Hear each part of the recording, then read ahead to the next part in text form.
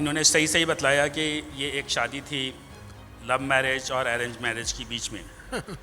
कभी कुछ love marriage था, कुछ अरेंज मैरिज है।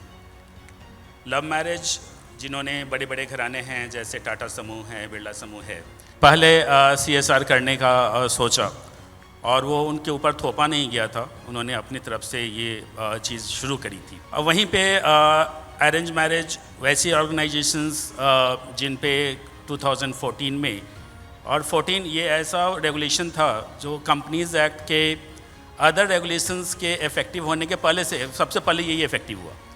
सो 2013 से इफ़ेक्टिव हो गया इनफैक्ट। तो ये उन कंपनियों के लिए ये शायद अरेंज मैरिज था।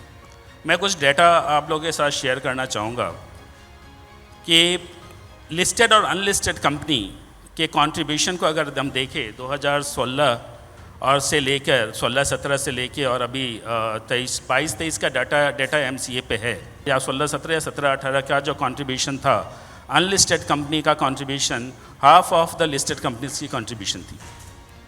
बट आज के डेट पे अगर हम देखते हैं 22-23 का डेटा अगर MCA पे है, टोटल कंट्रीब्यूशन 22-23 का कुछ अराउंड 30,000 करोड़ का CSR में है।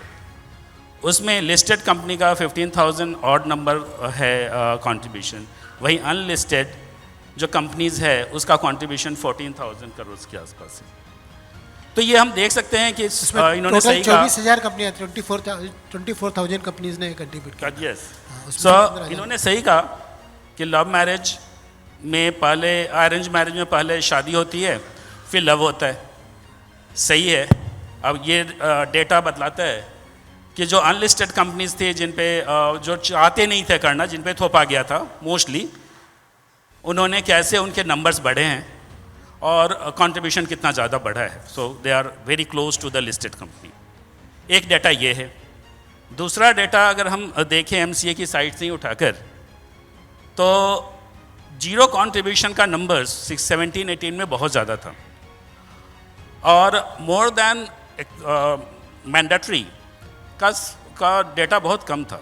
लेकिन आप 22-23 में देखेंगे तो मोर देन 2% का जो कंट्रीब्यूशन है वो more than the other data है। मीन्स, और जो 0% का है जीरो कंट्रीब्यूशन, वो काफ़ी मिनिमल हो गया। तो ये अगर हम देखें तो ऑफ कोर्स हम अभी 2025 में हैं और 25 के फाइनेंशियल ईयर में इंटर करने वाले हैं।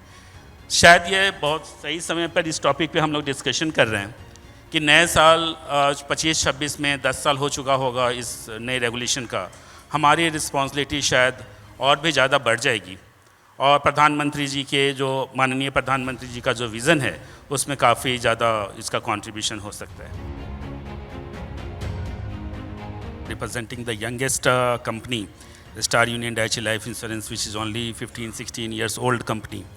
But we are doing CSR for last 10 years. When it was not mandated to us to do the CSR, considering the profit, being insurance company, it takes time to take the break even. So we started 10 years back when it was not mandated to us as per the Companies Act with the profit criteria.